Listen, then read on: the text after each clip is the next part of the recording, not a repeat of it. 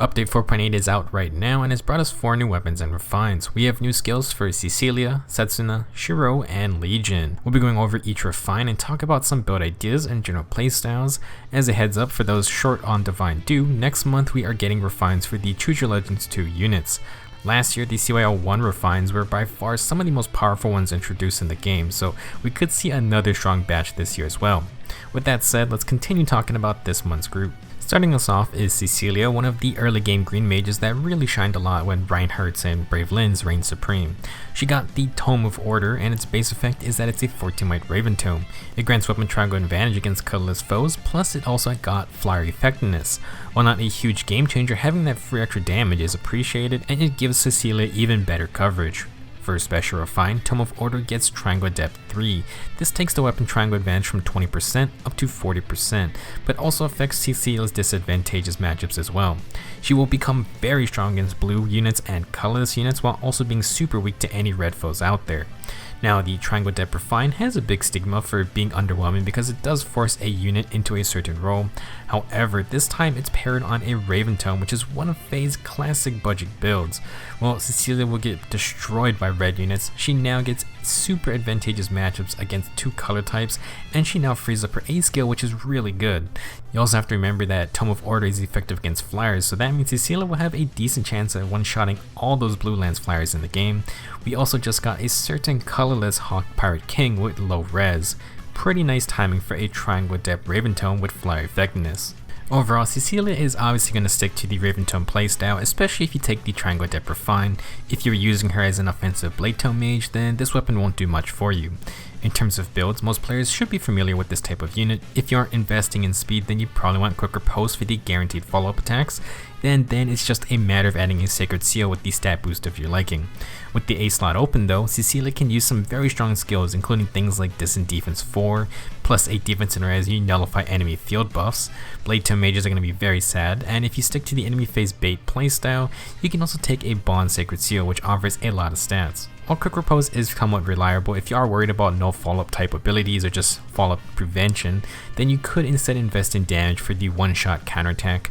For example, you may want to end things quickly versus guys like Legendary Alm, who does have no follow-up in his base kit. Instead of Distant Defense, you can opt for a blend of attack and defense or res skills, with A skills like Sturdy Stance or Mirror Stance.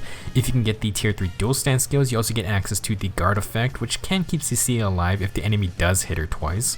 If you want, you can also use the low B skills with Quick Repose as your Sacred Seal. For the most part, extra attack is always welcome for a Triangle Depth build because it gives you a 40% attack boost, any bonus attack skills super well with it.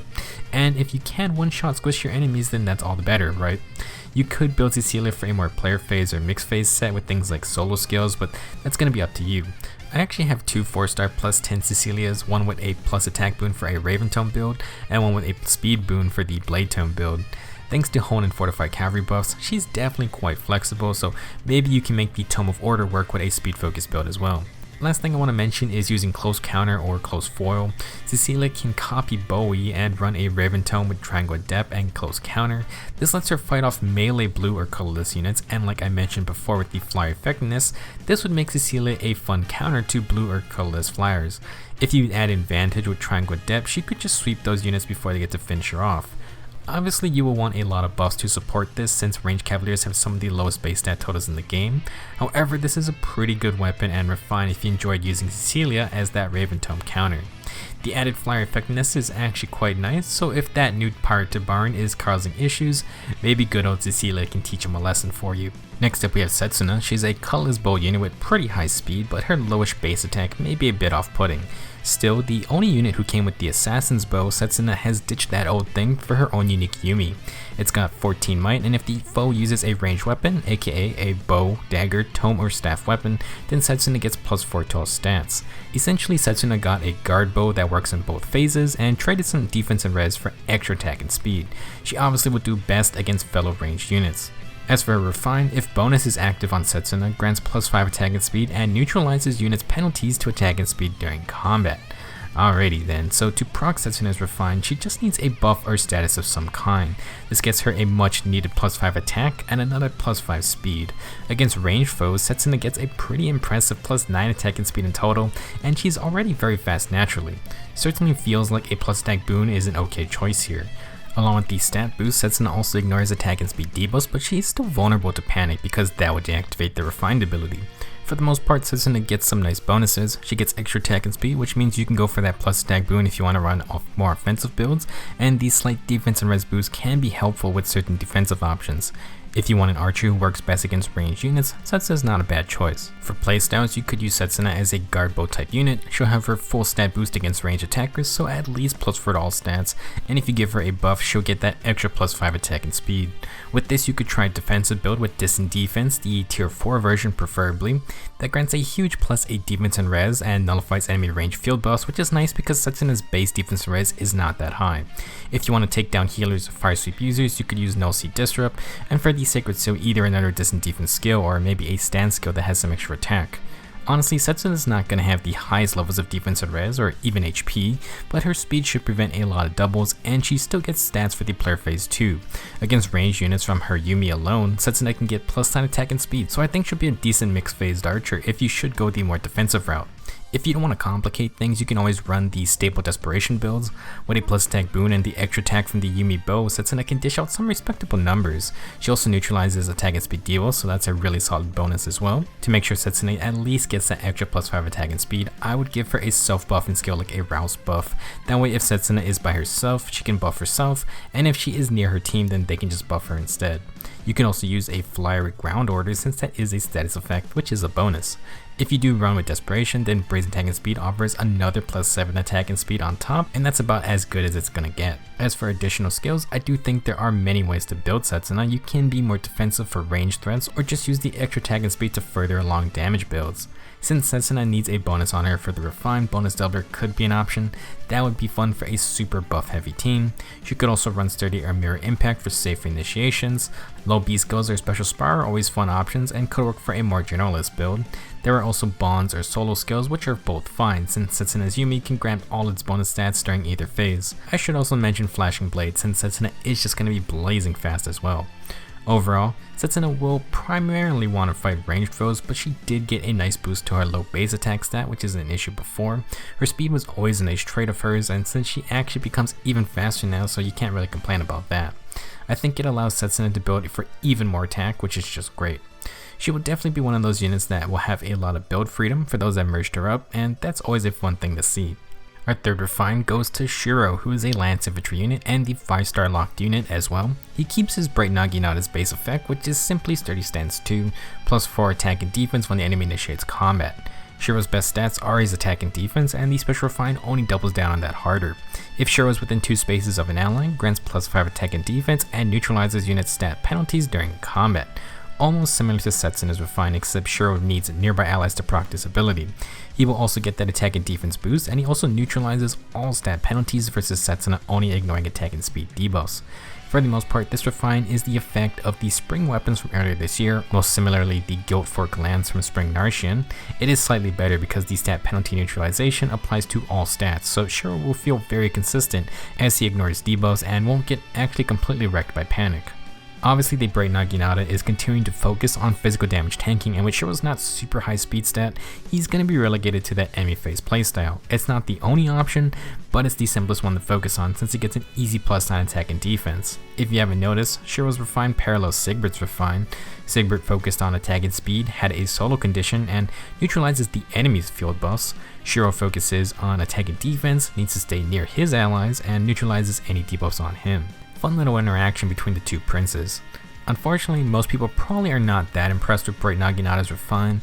I don't think it's a bad weapon, but Shiro is 5-star locked, it has competition with Lucas, and will mainly be retain a kinda boring although effective playstyle. I think he could be an interesting unit, but it would require a lot of investment. If you do not invest in speed, Shiro is gonna need quick riposte to finish off his kills most likely.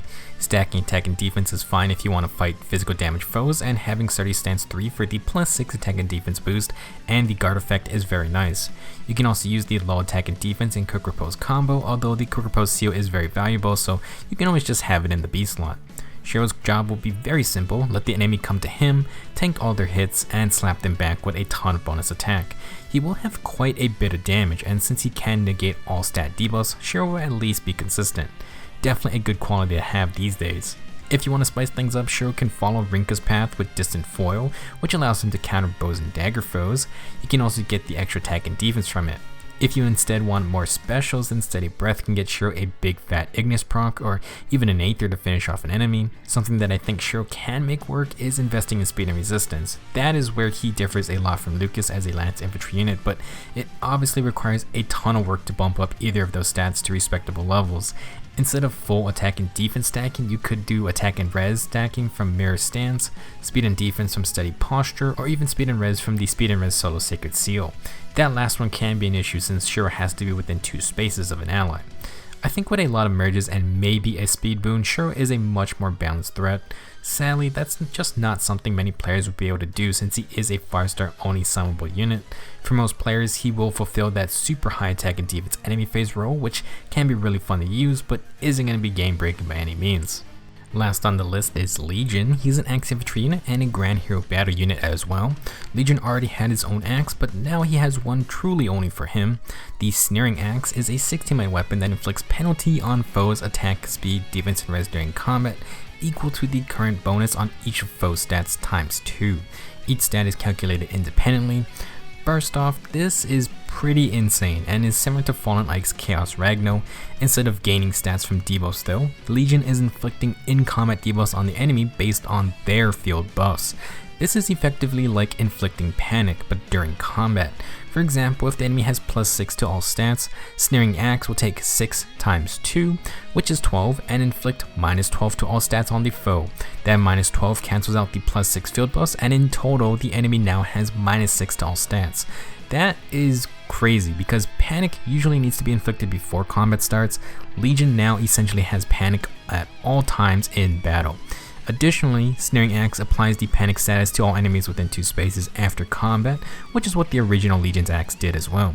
Without even the refined ability, this is a very cool weapon. If the enemy has any field buffs, Legion uses it against them, similar to how Fallen Ike uses any debuffs on him to become even stronger. Now for the special refine, at the start of combat, if the foe's HP is greater than or equal to 75%, grants +5 attack and speed and special crit on charge +1 per unit's attack during combat.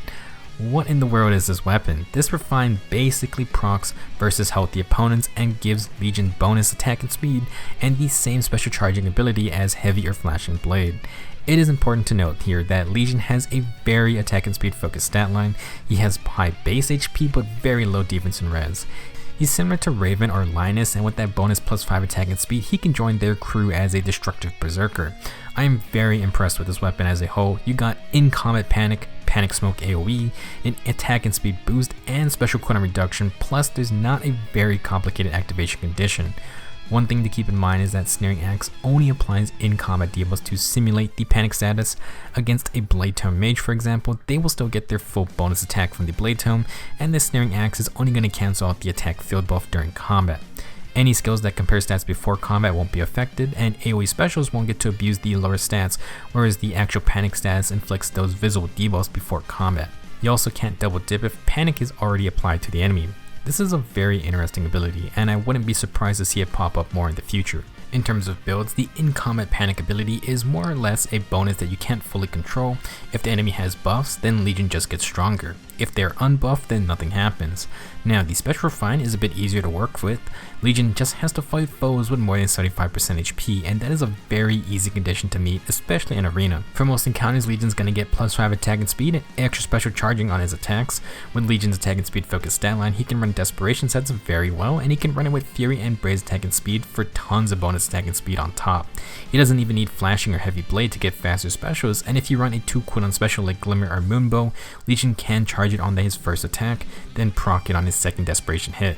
Thanks to the in-combat panic ability, Legion actually wants the enemy to have buffs since he's just going to apply a debuff twice as large. Since Legion doesn't really have a great defense and res spread, but has decent speed, he could become a close call, repel, and now a spurn user. You're ideally going to want a dual phase speed boosting skill like attack and speed solo, a healing special, and additionally you should also bring regular stat debuffs like attack smoke. The reason being that panic stacks with regular debuffs, so once Legion fights, he will spread AoE panic and attacker speed debuffs. If the enemy has field buffs, they get panicked and the regular debuff stack on top for an absolutely devastating situation. Thanks to the in-combat panic ability being an in-combat debuff itself, it also stacks with regular debuffs, so Legion can actually benefit from a heavy debuffing team comp. He would really work well with Female Korin from last month.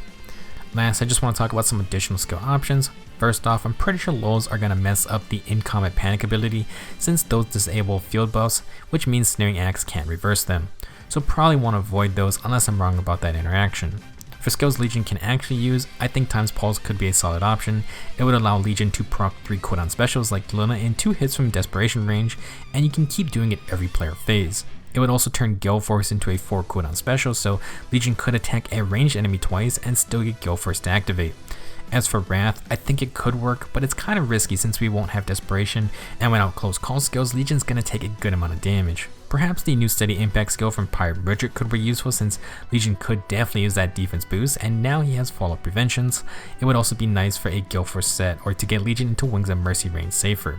If you want to ensure Legion has a strong first fight, no fallout would let you not worry about Wary Fighter or Quick Riposte type skills. I don't know if it's worth using over something like Close Call, although it does depend on what type of enemies you are facing. Anyway you slice it, Legion definitely got a very cool weapon and refine. He also now has access to a build outside of Desperation sets if you want more long-term sustain, thanks to our Close Call line of skills. I don't know how much you will see him in PvP modes, but I really like what Sneering Axe brings to the table. I kinda want to test it out for myself. That's gonna be it for this video. Some very fun things to talk about for this batch, and next month is probably gonna be even crazier since it's the Choose Your Legends 2 crew. Let me know your thoughts on any of these refines, and feel free to share your own builds with everyone in the comments. I'll be back soon to talk about our pirate banner. I'll see you guys in the next one.